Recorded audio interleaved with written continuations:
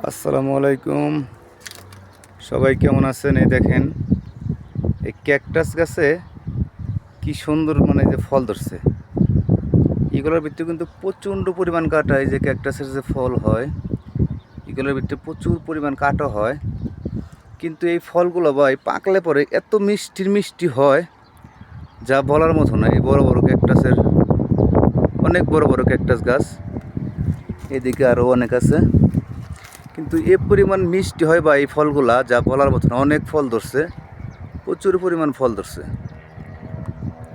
এই গাছের ফল খুব সুস্বাদু, মিষ্টি এবং খুব সুস্বাদু।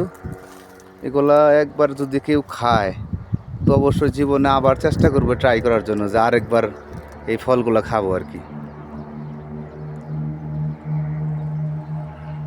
দেখতে পাচ্ছেন অনেক গাছ, অসাধারণ ফল, খুব সুন্দর লাগে ফলগুলা।